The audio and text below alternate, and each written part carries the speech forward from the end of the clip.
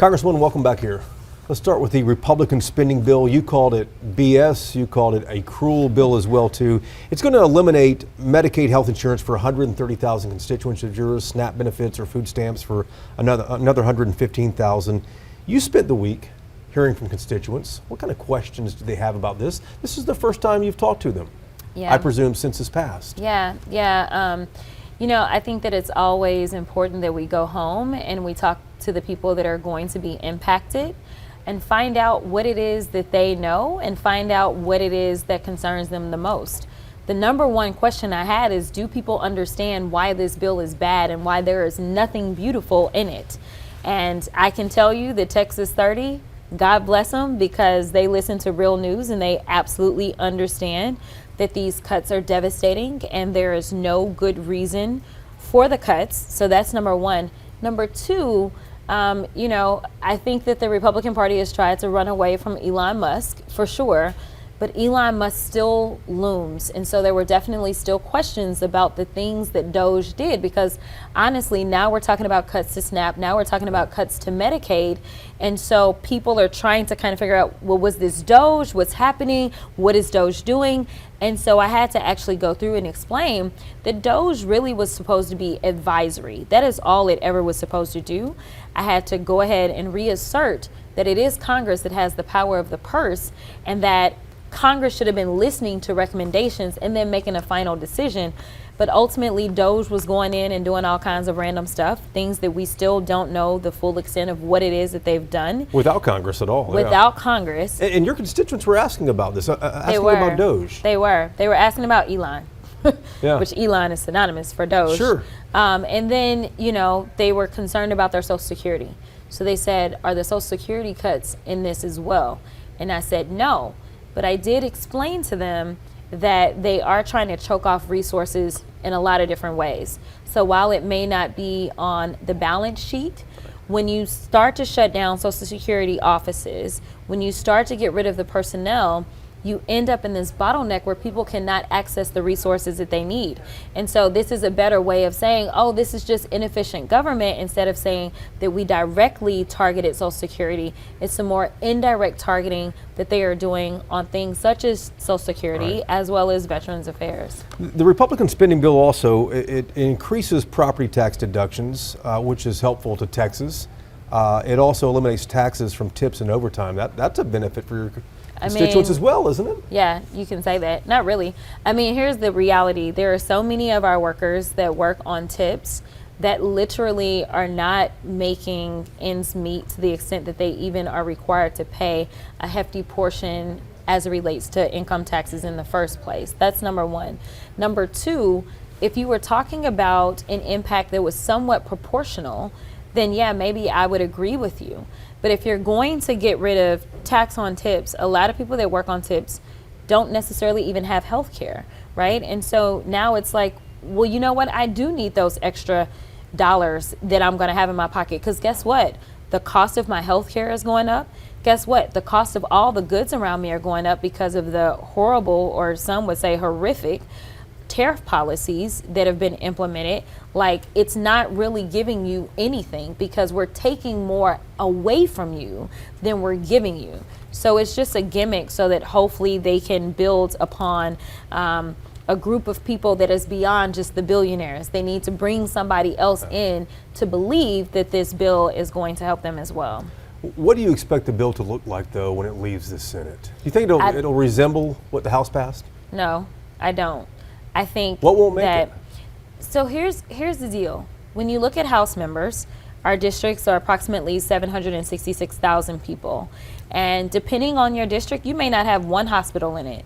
But when you start talking about, say, the Senate side, especially some of our senators that are coming from these big, very rural states, they understand a lot better than somebody who say, I'm going to vote this way because I don't want to be on Trump's bad side, versus that senator who says, you know what, this means we're going to have less hospitals. I'm going to have X amount of hospitals in my state that are going to shut down because of a lack of resources.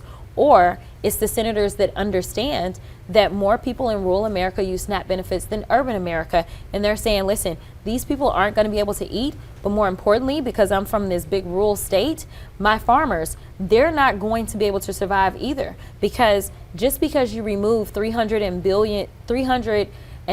billion from the ecosystem, which is the amount that they pulled out for SNAP, it doesn't mean that that money comes back in. So if you're that farmer that is trying to anticipate and plant, you know what? Now there's going to be this money that's out. It doesn't just reappear because we removed it from the federal government. So now you're talking about the farmers that are going to struggle. So I think that the senators, because their constituency is an entire state and they have to deal with all the issues, I know that the Senate is going to give us something different. Now, how different and where those differences will lie, we'll only find out in time. And there's a deadline for this. I mean, they can't mess with it all summer, right?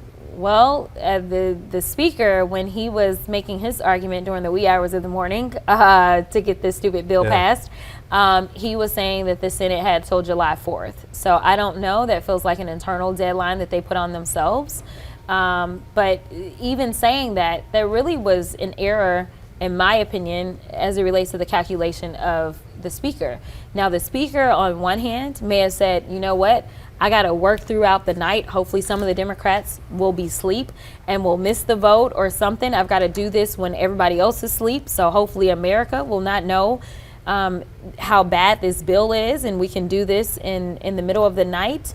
But it may have just been, you know what, let me get this passed so that I can say I got it out the House and I can get a good boy from the president, right? Like, I think it could have been that. Mind you, this bill passed with one vote. Right. With one vote is all it passed with.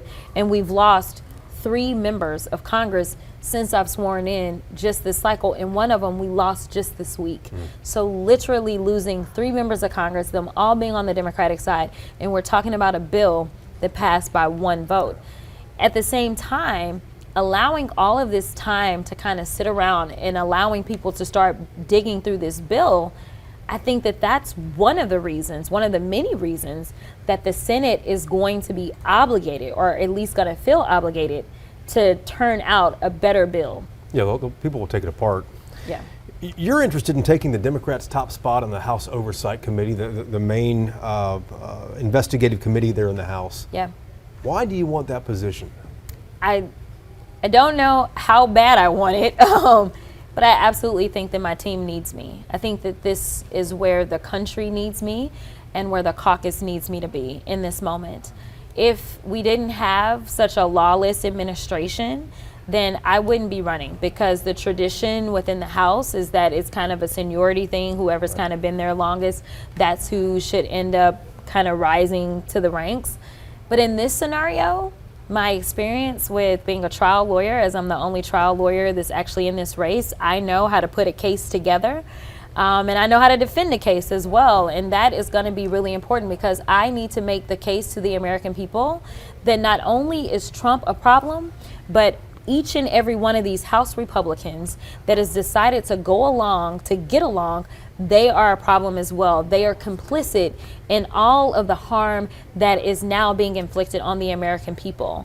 So, you know, once we get to the majority, which I'm hoping and praying we get to, next cycle, that allows me to start to open up and do the things that would look like an impeachment. Now, whether or not we would put it to a vote, you know, he's been impeached twice, couldn't get convicted. There's a lot of things to consider about whether or not to go forward. But one of the things that we saw that they did very effectively last cycle is that they decided that they were going to put Joe Biden into the trial of public opinion. And they went after his son, Hunter Biden. And they were saying because Hunter was having issues that Joe must have issues. And so what they were doing is they were tearing down Joe Biden as well as the Democrats at the same time. And so I think that there's something to be said for us digging in when there's real things to look at, such as this $400 million plane from the Qataris, and whether or not that's a violation of the emoluments clause of the Constitution. I think that we need to dig into all this crypto nonsense that he's got going on. I think we need to dig into the fact that it looks like he's giving out pardons for play. You give me money, I will give you, your friends, whoever you want, a pardon. Like, these things are the things that we typically consider to be ethical, issues at a very minimum and at a very high corruption. And so, I'll tell you that of everybody in this race, Donald Trump doesn't call their names. If there's one person that he probably does not want on the other side of him, it is me going after him and digging in and making sure that the American people understand why he is a problem. And, maybe we can even get some Republicans on our side to recognize that this is really bad. And the public, Democrats, Republicans, or independents, don't believe that he is fit or qualified to be our president. Let's say you were elected to ranking member and the Democrats take the House and you become chair of that committee. Would you pursue impeachment? I would absolutely at least do an inquiry. Absolutely. I mean, I think that there's more than enough to inquire about. We know, well, we don't know. We still don't even know. I brought up Elon Musk a little bit earlier. We don't understand what all they were doing, what kind of deals were even made for Elon to be given this amount of privilege. The firing of the inspectors generals, he went in, next thing you know, inspector generals that were investigating Elon, they're getting fired.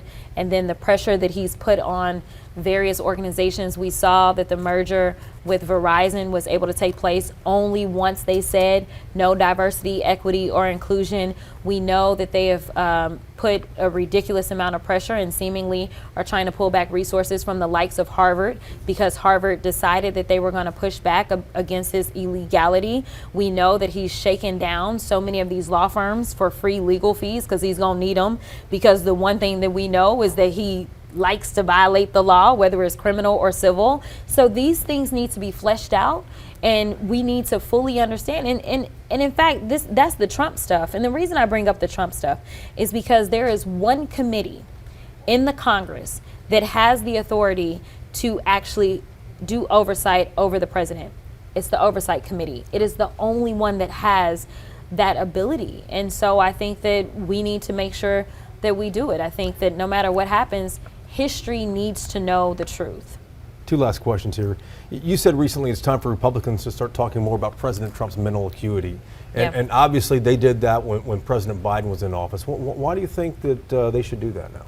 Well, listen, and I'll tell you, I mean, I'll go down defending Joe. I can't tell you that I've ever had an incident where I questioned Joe Biden's mental acuity, and definitely had no questions about the people that he surrounded himself with, that's for sure. Yeah.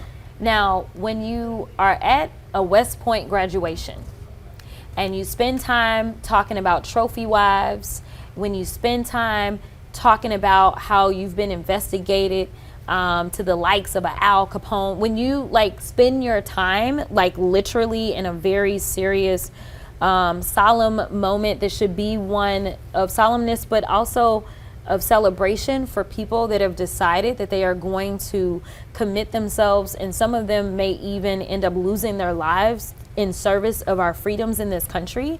And this is what you decide to do while wearing a MAGA hat. I don't know how you can look at that. I don't know how you can look at, and maybe he's just illiterate, because there also was the issue with him reading a teleprompter recently, and he could not say the words that were on the teleprompter as it relates to crypto. So I'm I just think that we really, really, really need to wonder. This is the guy that would go off about sharks and whales and windmills and all the things. I mean, seriously, if it was me as just a member of Congress, I wouldn't be anywhere near being a U.S. representative. So how he's become the president of the United States is still beyond me, and how he continues to operate in this very ridiculous fashion. I mean, all you got to do is read the script, sir. Just read. And I know that stuff isn't on the script, right? And he can't even do that. Yeah, he does freelance quite a bit on his scripts or on his speeches. Last thing here for you. Your name is showing up on polling for 2028. Do you have aspirations to lead your party or run for a national office? No. What do you make of that then, your name showing up on this polling? I think that people just have found a way to connect with me. And I think, there was a point in which people in the party, well, within parties, not within our specific party, felt like, oh, she's black and she's proud, so only black people will listen to her. And then it's like, well, wait a minute, maybe just liberals will listen to her. And now it's become clear, as I have been out in various cities throughout this country, where I've had Republicans walk up to me and tell me how much they like me. Tell me that No, they you don't. haven't. Are you serious? Oh yeah. Come on. You'd be surprised. Oh yeah. But So considering all that, you wouldn't have aspirations, going into 2026, looking forward, looking at something bigger. 2026. Yeah, well, I mean, going No. into 2026, as people start looking at, who's going to run for 2028. Yeah, no. I want to do what I can to hopefully make sure that we win. So I'm a team player. So just like I was Win the majority back in Congress. win the majority back in Congress, but also win the presidency Yeah. going into 2028. As you know, I travel the country on behalf of Kamala Harris. Sure. And ultimately, wherever we get with a nominee, I want to support in any way that I can. So I'm going to do my part, but you know what? I don't know that politics is really my place. It's a different life. You and I have known each other for some time, and so you know that I did criminal defense work, and I worked with true blue criminals and never had to worry about death threats. And waking up and having to deal with death threats, having to think about, where I go, how much security I have on me because of all the hateful rhetoric that is circling, and a lot of it is spewed directly from the President of the United States himself. I just don't know that that's really a life that I want to live for an extended amount of time. But I can tell you that I am so honored to have an opportunity to serve in the role that I serve in. And I will continue to serve so long as the people of Texas 30 give me this opportunity. Congresswoman, thank you. Great to see you again. Good to see you too.